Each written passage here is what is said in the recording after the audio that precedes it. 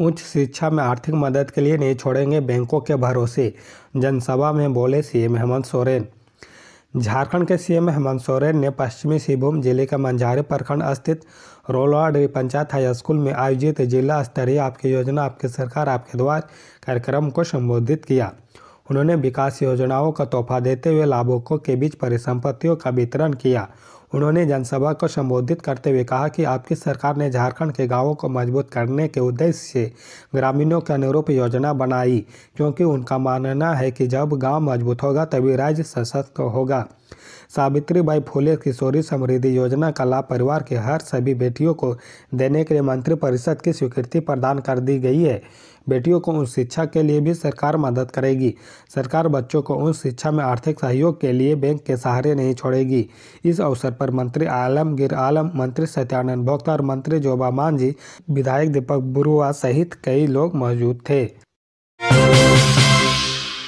फसल राहत योजना पर आया बड़ा अपडेट। 18,432 किसानों के आवेदन रद्द, ये वजह बताई सामने।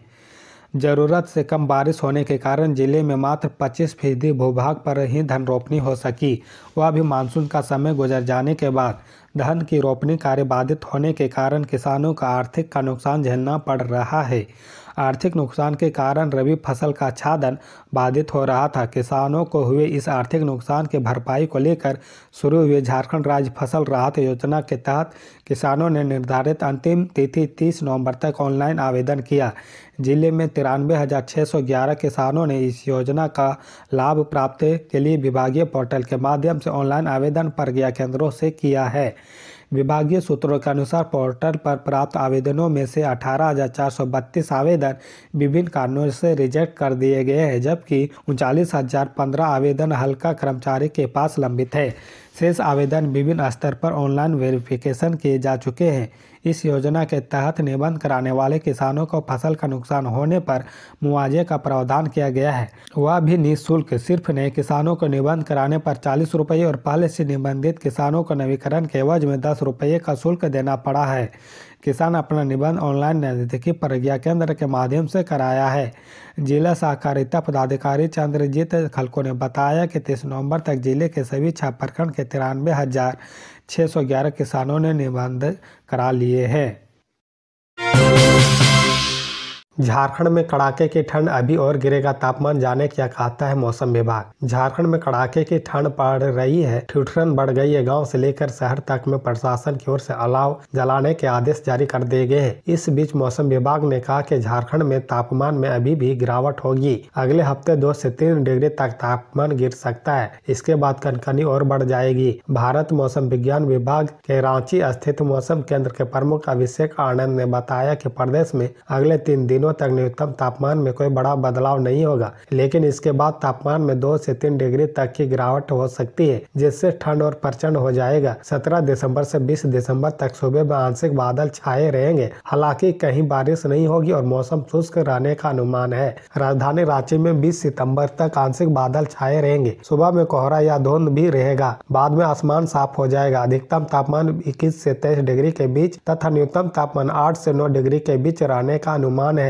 पिछले 24 घंटे के दौरान सबसे अधिकतम तापमान चाईबासा में और सबसे कम न्यूनतम तापमान गढ़वा के जिले में दर्ज किया गया है। चाईबासा का अधिकतम तापमान 27.8 डिग्री सेल्सियस रहा, जबकि गढ़वा का न्यूनतम तापमान 6.7 डिग्री रिकॉर्ड किया गया है। बृहस्पतिवार को राजधानी रांची का अधिकतम तापमान 23.6 डिग्री सेंटीग्रेड दर्ज किया गया है, जबकि न्यूनतम तापमान 8.2 डिग्री सेल्सियस रहा। रांची का अधिकतम तापमान सामान्य से 0.9 डिग्री कम रहा, जबकि न्यूनतम तापमान सामान्य से 2.2 डिग्री सेल्सियस कम रिकॉर्ड किया गया है। जमशेदपुर, डाल्टनगंज, बोकारो, थर्मल और चाईबासा का न्यूनतम तापमान सामान्य से क्रमशः 1 डिग्री, 1.6 डिग्री और 3.4 डिग्री और 4.3 डिग्री सेल्सियस कम रहा। जमशेदपुर का न्यूनतम तापमान 11.2 डिग्री, डाल्टनगंज का 8.5 डिग्री और बोकारो थर्मल का 9.2 डिग्री और चाईबासा का 8.2 डिग्री सेंटीग्रेड रहा।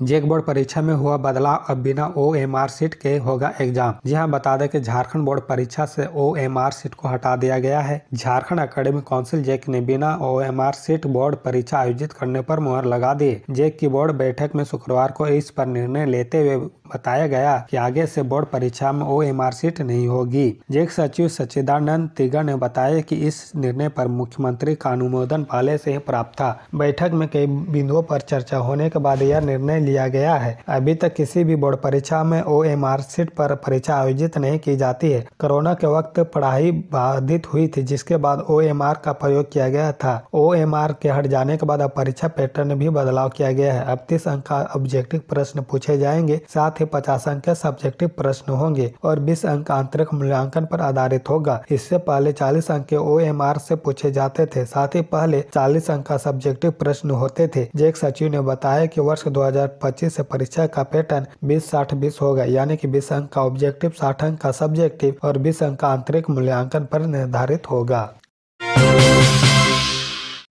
1971 के भारत पाक युद्ध के भूतपूर्व बुजुर्ग सैनिक की भी नहीं सुन रही सरकार। नेता प्रतिपक्ष अमर कुमार बावरी ने सरकार पर उठाए सवाल।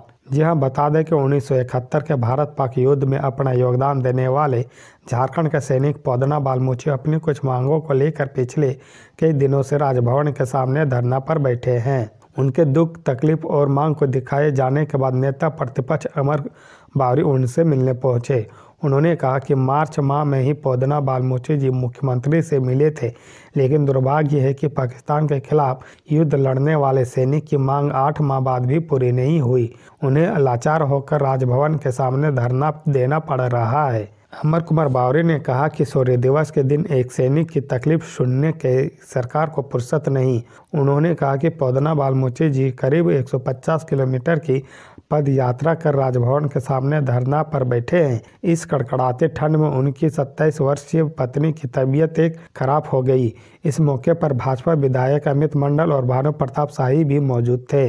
भाजपा नेताओं ने पंचायत सचिवालय और स्वयंसेवक झारखंडों के दिव्यांगजनों और भूतपूर्व सैनिक और जेटेड सफल सहायक अध्यापक और अन्य वर्गों के बीच जाकर उनकी मांगों के विस्तार से समझा और हर संभव मदद का भरोसा दिया। अमर कुमार बावरी ने कहा कि शीतकालीन सत्र में राजभवन के सामने धरना पर बैठे लोगों की आवाज़ सदन में उठाया जाएगा और सरकार को सकारात्मक जवाब देने के लिए विवश किया जाएगा।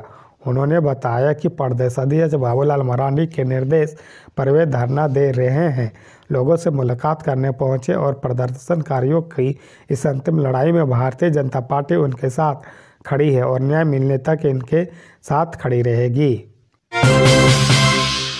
झारखंड में दर्दनाक हादसा, तालाब में डूबने से 3 सगे भाई बहन की मौत, खेल खेल में गई जान। बड़ी खबर झारखंड के गोड्डा से आ रही है, जहां दर्दनाक हादसा हुआ है। यहां एक ही परिवार के 3 बच्चों की मौत तालाब में डूबने से हो गई है। तीनों बच्चे आपस में भाई बहन थे। घटना के बाद मृतक बच्चों के परिजनों में कोहराम मच गया है। घटना ठाकुर गंगटी थाना क्षेत्र के मंडरो गाँव की है। तीनों मृतकों में मंडरो गाँव निवासी आमिर अंसारी की 5 वर्षीय बेटी और 2 बेटे शामिल है। बताया जा रहा है कि शनिवार को आमिर घर से मजदूरी करने के लिए निकला था। घर पर तीनों बच्चे और आमिर की पत्नी मौजूद थे। तीनों बच्चे घर के पीछे खेल रहे थे। इसी दौरान आमिर की छोटी बेटी घर के पीछे स्थित तालाब में जा गिरी। बहन को तालाब में गिरते देख दोनों भाइयों ने उसे बचाने के लिए छलांग लगा दी, लेकिन तीनों गहरे पानी में चले गए। इस घटना के बाद मौके पर अफरा तफरी मच गई। घटना स्थल पर लोगों की भारी भीड़ जमा हो गई। ग्रामीणों ने जब तक तीनों बच्चों को पानी से बाहर निकाला, उनकी मौत हो चुकी थी। 3 बच्चों की मौत पर परिजनों पर दुखों का पहाड़ टूट पड़ा। एक साथ 3 बच्चों की मौत से इलाके में मातमी सन्नाटा पसर गया है। घटना की जानकारी मिलने के बाद मौके पर पहुंची पुलिस टीम ने मामले की छानबीन की। हालांकि परिजनों ने पुलिस को शव सौंपने से इनकार कर दिया और तीनों शवों का अंतिम संस्कार कर दिया है।